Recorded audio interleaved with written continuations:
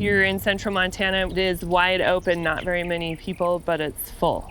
Full of a lot of wildlife, full of a lot of activity, and everybody wears a lot of hats. Well, you could own a ranch and be a business owner, and then be on volunteer fire and ambulance and drive the bus. There are a lot of things to be involved with to keep all of it rolling.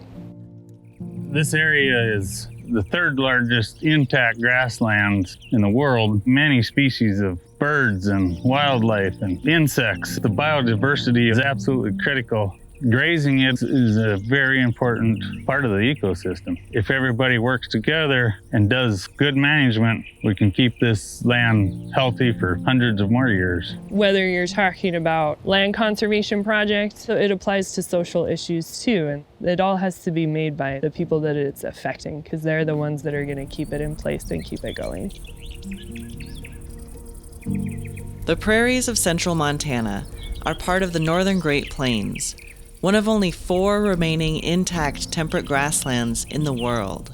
Grasslands are disappearing more rapidly than any other type of ecosystem on the planet.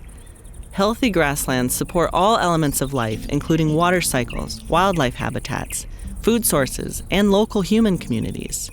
They are also one of the planet's greatest natural storages for atmospheric carbon. For at least the last 10,000 years, this area evolved with human presence interacting with the land. This region is the ancestral homeland of several Plains tribes and other indigenous peoples who interacted with and stewarded the land and waters. Today, stewardship by Native communities continues on and off tribal reservation lands throughout the region. Since the late 1800s, ranching has been a prominent presence in central Montana, and while there have been challenges to adapt in this often harsh landscape, ranchers today steward a considerable portion of the last remaining intact native prairie while providing quality food for the world. Ranchers are on the land every day, interacting with the patterns and changes of all elements, from the water to the wildlife to the health of the microbes in the soils. A healthy grassland ecosystem requires the presence of grazing animals to create a continuous nutrient cycle and for hooves to aerate the soils. For millennia, this role was filled by bison.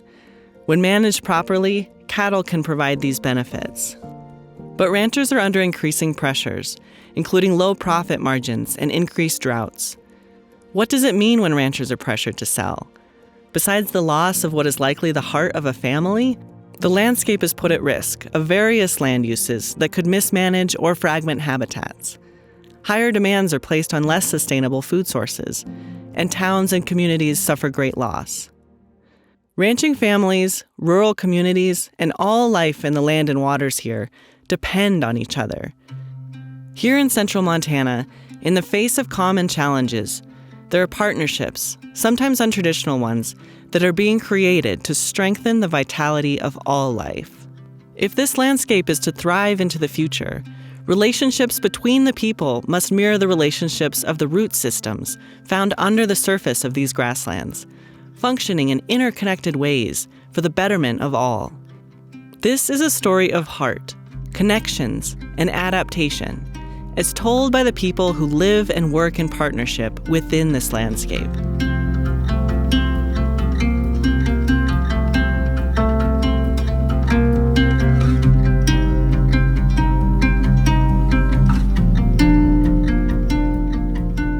Central Montana is a place that's still a ranching community. It has small rural communities that have been in sort of steady decline demographically, yet in the last 10 years you see a lot more community organizing, just try to do things differently, make it more attractive for people to come back.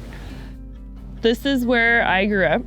I'm the 5th generation, so my kids are the 6th generation. And so we'll be out and I'll think, I wonder what this looked like when Grandpa was 30. It's a combination of maybe added pressure to keep it going, but also a lot of pride in what has been accomplished and what people have been able to put together. It is a hard place, so people have to adapt. And I think that describes Petroleum County really well. We're maybe a little more survivalists. We will adapt so that we can keep going.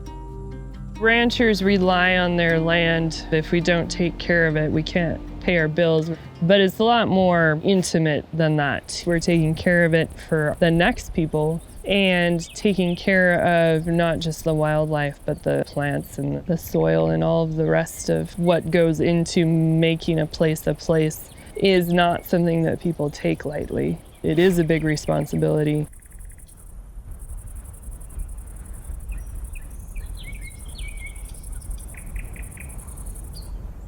These ranches are ecosystems. The ideal outcome is for the local community to understand why the world sees their place as they do and use that as an advantage versus a threat. Get the best of both worlds right here. I've got the mountains and the prairie where they connect. And in the mornings, you can wake up and look across the prairie and see the sunrises and the storms brewing. I've been a part of agriculture. Since I was a kid, I grew up here. Now, I became a part of the Matador Grass Bank when it first started in 2002. That's been one of the better things that have happened to Phillips County. The Nature Conservancy's Matador Ranch Grass Bank program evolved in 2002 to provide supplementary grazing for area ranchers and to encourage practices that benefit the entirety of the ecosystem. The Nature Conservancy offers grazing on the Matador Ranch at discounted rates in exchange for ranchers enacting wildlife-friendly practices back on their home operations. This includes no breaking of new ground, protecting prairie dog towns, or modifying fences to make them safer for wildlife. The Grass Bank allows ranchers to broaden their land stewardship without impacting their already slim profit margins, and has conserved more than 350,000 acres of this critical grassland habitat. The Matador has also become a center for scientific research on grassland conservation. Bud and Sheila Walsh are one of about 18 ranches who are participating members of the Matador Grass Bank. What I see with the Grass Bank is the connections that the people make with each other. They come here and they do their work, and then they'll sit around for 3 or 4 hours afterwards because they enjoy each other. They learn from each other. These guys are scattered out over 100 miles. They've come over here, they've learned to talk with their neighbors and work together with their neighbors. And people have learned and watched that happen here, and they've figured out that we can work together. If that concept will continue to grow, I think it's going to benefit large landscapes. The Nature Conservancy, they have these symposiums where all the ranchers from around here can come, and they've brought in a lot of students that are working on PhDs, doing different research projects. You learn a lot. Is some of that stuff they're doing, will it make you think about changing something on your ranch that might benefit the birds that are here, or the beavers, or the grasses, and looking for new ways to meet challenges in drought years. The Nature Conservancy has recognized that there needs to be room made for the younger ranchers. We have young grass bank members that don't own any land, so we let those folks come in and graze and get a cow herd paid for, so they got collateral to buy property. I think the success that the Matador Grass Bank has here with the ranchers is that process of having someone from the Nature Conservancy that really listens to the grassroots people and the ranchers that are here on a daily basis. They're the ones that are seeing what's going on the landscape.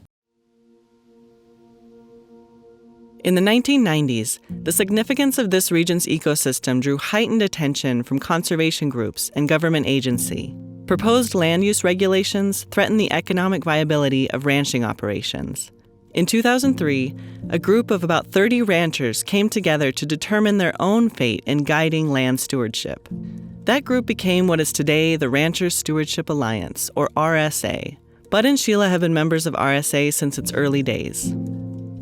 We kind of started running with, how can we better educate people? And how can we keep the community going? Because we were being threatened by outside forces. We were losing ranches left and right. And it was pretty much a grassroots organization at that point. Everybody was trying to learn the ropes of a nonprofit. It was all volunteer. And we started talking to some of the biologists and the other government organizations. How can we get everybody on board to help these ranches stay sustainable and still be here 100 years from now? Recognizing the holistic benefits of keeping ranches profitable and able to utilize the best land management practices, several conservation interests have come to the table to support ranchers in their own viability. Through these partnerships, the Rancher Stewardship Alliance provides resources and outreach for ranchers to improve the profitability of their operations and the health of the landscape, benefiting both ecological and social vitality of the region. We've got all kinds of partners sitting at the table at these meetings now. And every time I go to a meeting, there's a new group that showed up, and it's like, wow, look what we're bringing to the table and look at what's going on here. You know, a rancher might ask for a well to be drilled and pipelines and a fence. Maybe we drill the well, and I say we as RSA. Fish, Wildlife, and Parks might do a fence modification for them. Pheasants Forever might have money that comes in, and World Wildlife Fund is part of it. They've kicked in money for reseeding. In the early 20th century, this landscape experienced layers of degradation from harsh weather and intensive farming practices. One of the many efforts of the Rancher Stewardship Alliance is to restore native grasslands in this region.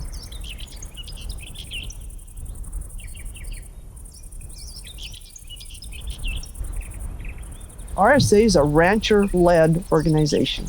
I think that's been the biggest success in getting this going and keeping it going is ranchers leading ranchers. Leave your egos at the door, come in and sit and work with us. Bud and Sheila reside on the edge of the Fort Belknap Reservation, home to the Aani, or Gros-Ventre, and Nakota, or Assiniboine, nations. Bud, a Gros-Ventre tribal member, is also involved with the Island Mountain Development Group's Agricultural Committee. Island Mountain is an indigenous-led entity dedicated to creating a self-sustaining economy and improved well-being for members of the Aani and Nakota nations. They've created over 300 jobs within the reservation in a variety of sectors and work in partnership with tribes and entities in other states. The group's Agricultural Committee is researching the possibilities of a meat processing plant, hemp production, and educational outreach to create opportunities for the tribe's abundant agricultural producers. We want to develop different projects that will maybe employ more people here. We're not on that ag committee to make things specifically for ourselves. We want to develop things that will help the community and help the reservation as a whole. In 2021, there are record droughts across the western U.S., a trend that is continuing into 2022. Grass refused to grow, and water supplies were tight. Additionally, dense smoke from wildfires, both locally and from other western states, engulfed the region from July through the fall.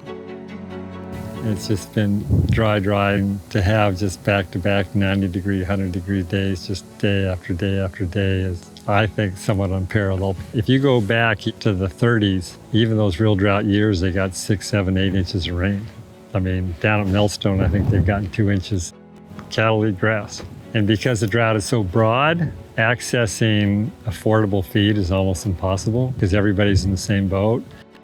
Agricultural operations by their nature are fairly low margin. They got to be hitting on all cylinders to work, and even then they're not going to make a whole lot of money. Some people put together great herds, great genetics, and they're having to dump those. You know, they're really heartbreaking stories.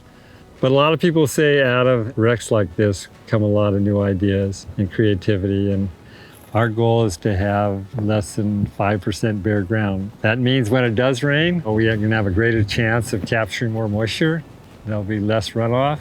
And boy, actually managing water is the name of the game, particularly in any year, but this year in particular. So resilience is going to come out for us in so many forms. It's in your grass production and your soil health and water retention. You know, along with that resilience is going to be things like childcare and an effective health program. I mean, I've talked to ranchers who have said, you know, it'd be difficult to bring their son back because they couldn't afford health insurance. The theme of all this collaboration is that we depend on each other. How do we leverage that culture in a situation like this? The Musselshell is the really cool drainage. It's definitely a working river. If you start looking at the map and see all these little blue lines, this one's pretty dang healthy. There's pushing 18 different fish species, many different bug species, A couple different turtle species. I mean, just looking at this little spot we're in, I would expect if we waited long enough, we'd see a spiny softshell turtle. And for instance, below Fort Peck on the Missouri River, they're basically gone. Like many places in the West, water rights are a historically contentious issue in the Musselshell watershed. The majority of land along this river supports agriculture, and in the past, the lower stretch of the Musselshell River would regularly go dry by late summer, leaving several irrigators without water. Everybody was pretty much looking at their source and not really looking at the whole watershed. And there was just constant tension. As a result of this water shortage, the Musselshell River Distribution Project began, designed to encourage cooperation among irrigators, water managers, and water commissioners.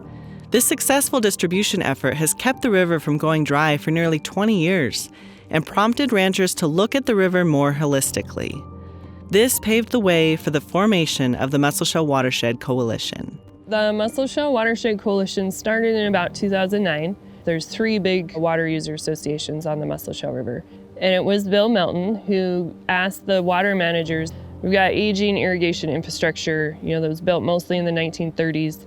How much is it going to cost to fix it? The answer is millions of dollars. So then the next question was, well, are we going to do that individually, or could we maybe do that collectively and have a bigger effect and be more successful? I found myself working in the river, even though I was an upland rancher here north of the river, and started working with Lower Musselshell Conservation District on how to deal with solving this problem.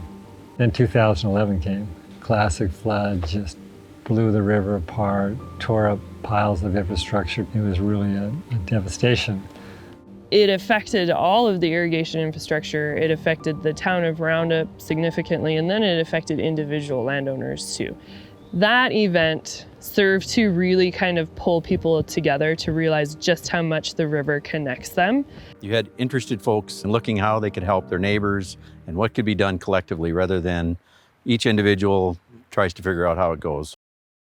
The fact that the coalition had a circle formed allowed us to create immediate collaborative and strategic contact with Congress, with the state, with the NRC.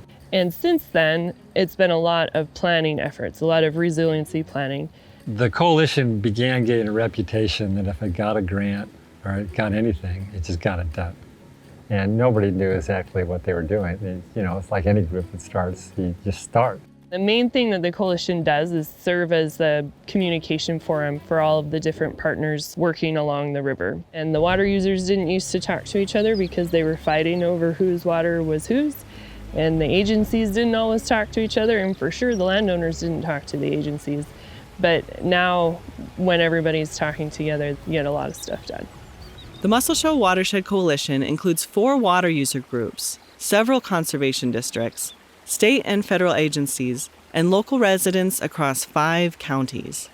Together, they ensure all voices come to the table to maintain a healthy watershed for all diverse life that depends on it. The Musselshell River has dramatically changed from its original state as a result of channelization for mining, railroad, and highway infrastructure.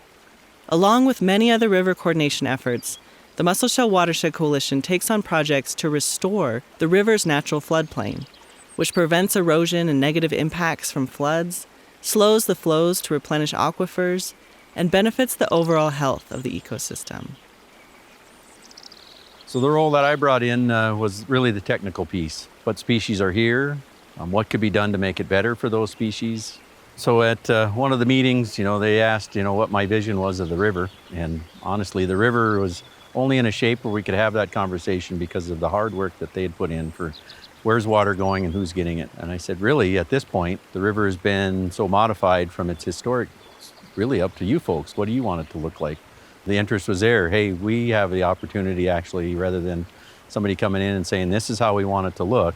Mike has a really good relationship with landowners, and that's because he's honest about what his goals and priorities are, but he also understands the value of being a partner and how we can get something that's better for the river, which in the end is going to be better for everybody, for the fish and for the ranchers. Folks make a lot of assumptions. Typically, those assumptions are wrong, but still guide a lot of our actions. Even within ranchers, there's rarely consensus on how things should be done. And there's a lot that you can learn from each one of those experiences. It's worth taking that time to get to know folks and drop that veil of making assumptions. And likewise, they have a lot of assumptions when FWP shows up. It's nice to be on the other side of that where, oh, well, you aren't that. What I found here in the mussel shell is if you go out and meet with the folks, they all have this very intimate relationship with what's out there. They remember it as kids before they had to spend every day in the field, and they're hoping for that for their grandkids and their children.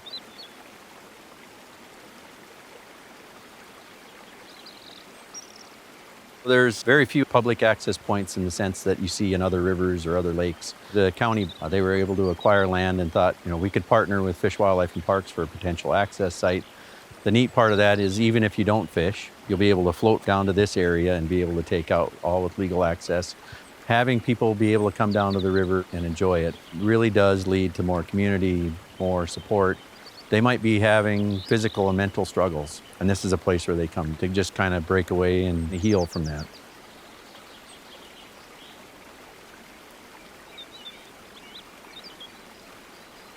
Even today, Musselshell County has been producing coal. It started producing coal in 1907 to serve the Milwaukee Railroad, and Roundup had a quite unique multi-ethnic community of people from all over that came to work in those mines. And mining in the 1900s, they weren't required to do a hell of a lot to protect the environment. It just wasn't thought of. And so we were left with this legacy of a lot of leftover material that was toxic. One of the coal mines in the Roundup area was the Bear Collins mine, which operated on the edge of town from the 1920s to the 1950s. The mine's operations modified the floodplain of this stretch of the Musselshell River, which exacerbated flooding in the town of Roundup.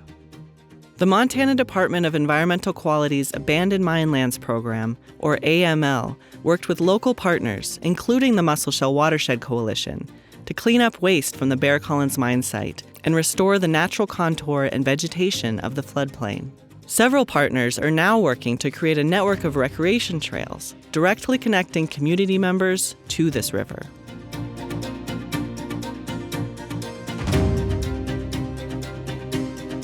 These are projects local people would never have had the resources to clean up. To me, this is like state partnerships with local people at its best. Cleaning things up and the community having some say on how to do it. These kind of things would not happen if there wasn't a circle of people in which the space was safe, respectful, and curious, and people all genuinely interested in trying to get something done that would be mutually beneficial to the community and to the state.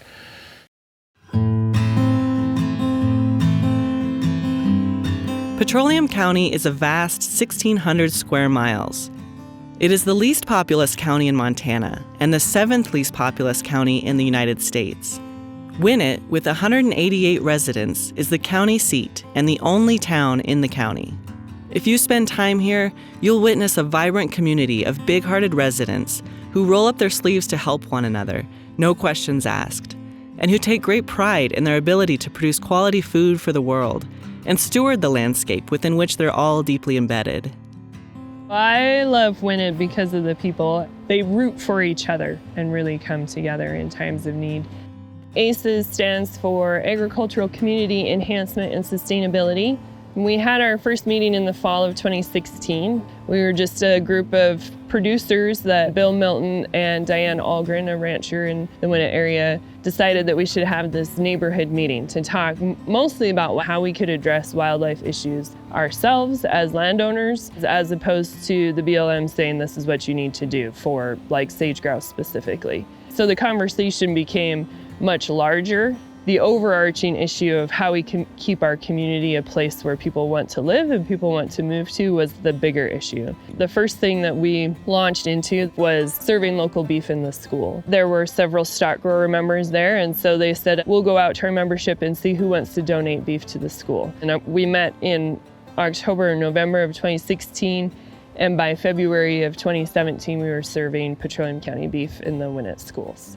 Our other big project is that we as ACES would either lease or buy a ranch that comes for sale. Our goal was to keep property locally owned and locally managed, and then to provide grazing access to especially young producers who have a hard time getting into agriculture and staying in agriculture.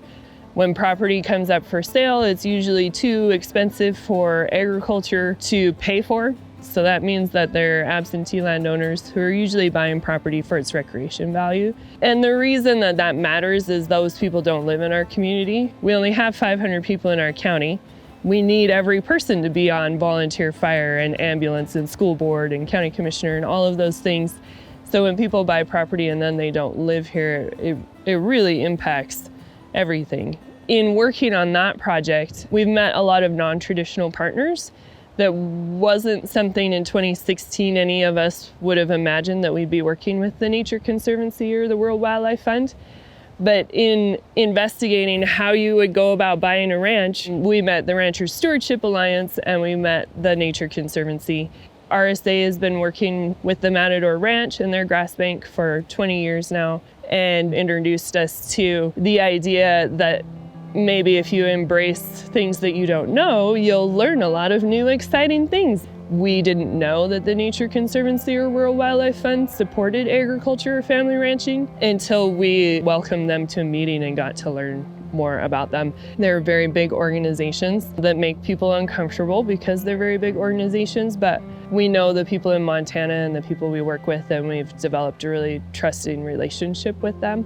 World Wildlife Fund has been participating with Win It Aces almost since they began as a partner to help them meet their goals as an organization, kind of with the idea being ranches that are both ecologically and financially sustainable are better able to make sustainable land use decisions, which are good for the longevity of their operation, the sustainability of the grassland habitats, and the wildlife that use it.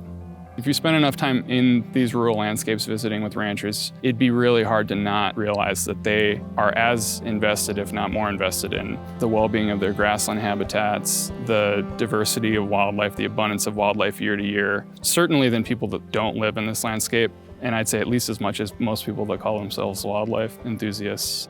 I see our job at World Wildlife as taking the story back to our constituency, people that are interested in wildlife and their habitats, and talk about the work that rural communities are doing in agriculture for wildlife habitat, because those things are really joined at the hip in this landscape. Win It Aces, with the support of its partners, helps landowners fund conservation projects, including reseeding native grasslands, implementing sustainable grazing practices, and improving water infrastructure.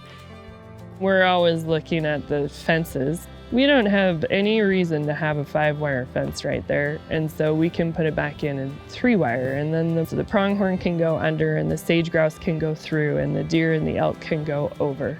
But those are the kinds of things that we're thinking about, but at the same time also having to think about how doing projects that are going to benefit the land and the wildlife also cost us money and how we can pay for it. It might be something that we need partners.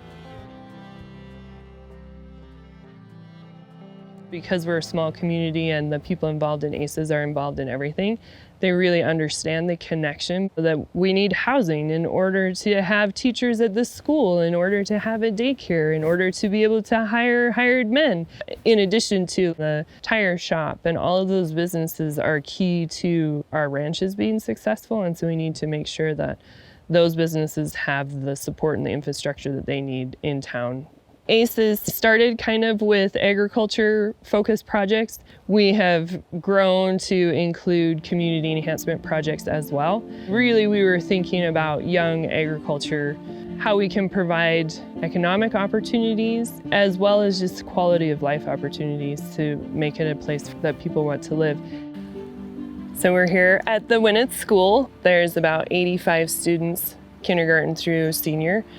The enrollment is declining, although it's not declining significantly, maybe not as much as some other smaller schools. When it's a county seat, so there are a few more job opportunities in Win It than there might be in other communities.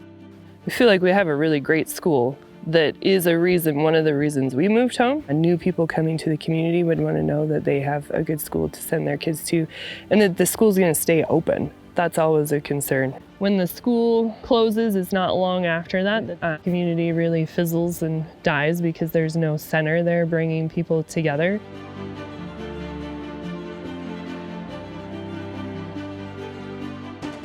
So ACES has a lot of projects, and we go at it with like, what are the community needs? And we feel like the two top needs in our community are housing and daycare.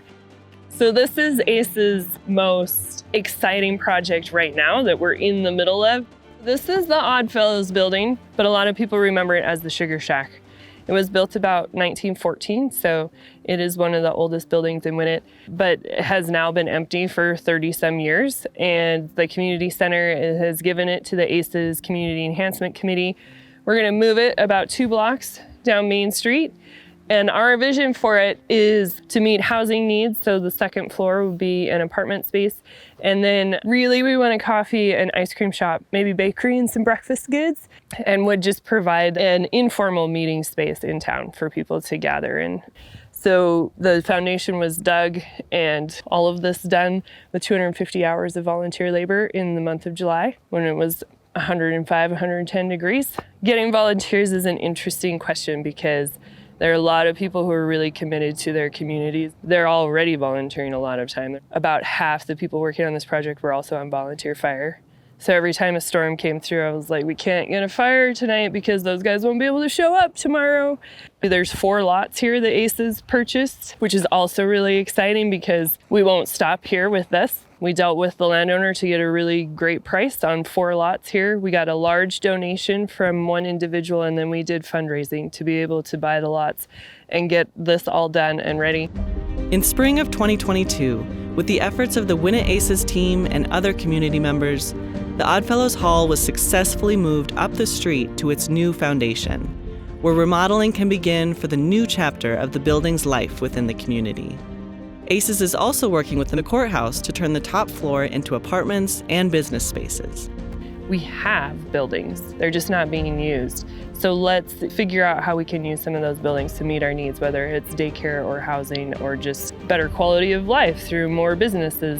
When it used to be full with a lot of people and a lot of buildings, it's important to remember that we did have an accountant and we had a doctor and we had all those things, and we can provide those things ourselves if we want to do that again. That drives the economy, but also community identity is a real thing and community spirit is a real thing, and anytime you can take what you used to be proud of and be proud of it again, it just breathes new life into the community.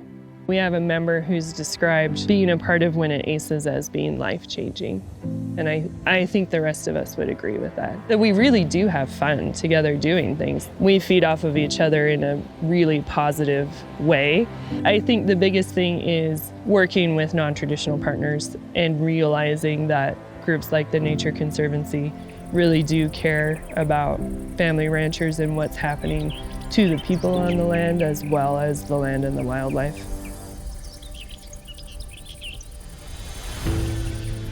Bill Milton is involved in many collaborative initiatives to improve the ability of current and new generation ranchers to remain on the land and practice sustainable management. One of these initiatives is a program led by Native Energy, along with the Montana organization Western Sustainability Exchange. The program focuses on ways that ranchers can access emerging carbon markets and receive payment for managing healthy grassland soils, which sequester carbon from the atmosphere. We see companies that are doing just that, and it just poses the question to me as well, why don't we do that? I had to choose between a pile of enterprises versus a pile of family ranchers. I tend to go toward the family ranchers. Basically, there's a whole bunch of people out here, agencies and NGOs, that just want to protect the resource and protect large, intact landscapes. If ranchers can integrate all those programs, people use easements and they get paid for easements. If we could do something with soil, we're working on some bird projects and we're getting some resources from that. If we can figure out other ways to add value where we're getting paid for the management of land and not just the harvesting of grass and selling of livestock. Ranching being an industry that's fairly low margin under the best of management, a lot of that land has been transferred to absentee type ownership. These landscapes aren't going to get 24/7 attention from someone who does not live here.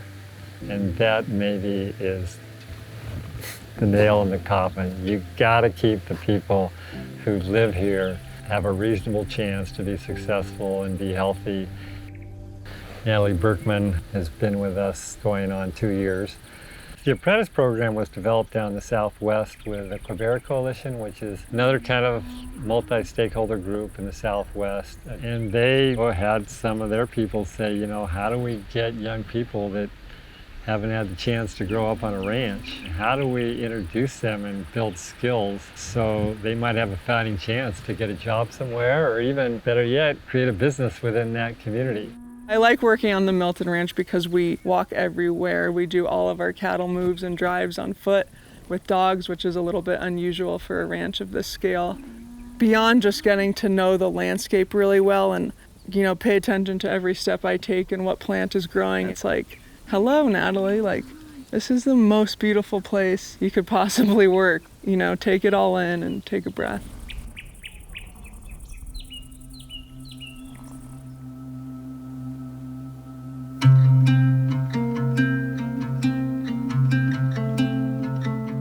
Bill is also involved in the Range Monitoring Group, which brings together ranchers, scientists, and more to monitor and create collective knowledge to inform rangeland management.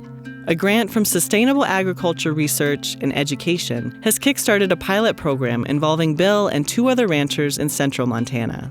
The Rangeland Monitoring Group, in a few words, it's like community landscape monitoring. It's like, okay, if ranchers are going to make the case that they're taking care of the land, how are you going to be credible?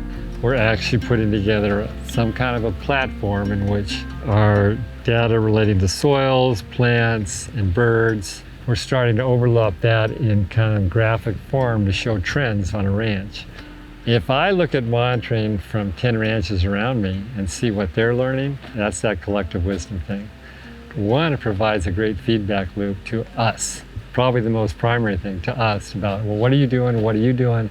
How's it working? But then the agencies can be involved and the universities can be involved. And so everybody's kind of collectively learning about the landscape in a really more direct way. But the dialogue and the anecdotes that go with the data, that's when the discussion gets really rich. We're all for studies. We want to be on the ground floor on how to design a study. It's taken a lot of conversations and trust building and a lot more to go to create a really authentic, credible monitoring program that both motivates decision making by the individual rancher, but creates a larger picture of what's happening in our grassland ecosystem, you know, in our multi-million acre community. You know, when you have a healthy landscape, it starts with our soil and works up. It just keeps us all connected that way. The principle of all these groups is, can landscape health and economics coincide and self-support? At the heart of that is how local people take responsibility for their future, but realize that requires building all kinds of non-traditional networks and partnerships. Usually those people are lifelong learners and recognize that somebody somewhere else is doing it that we can learn from, or potentially work together and pool our resources. Sometimes it's hard for ranchers to change, but with the collaboration, I see great things for all of us. It just gives you great hope that the younger generations that are coming up are going to have a chance.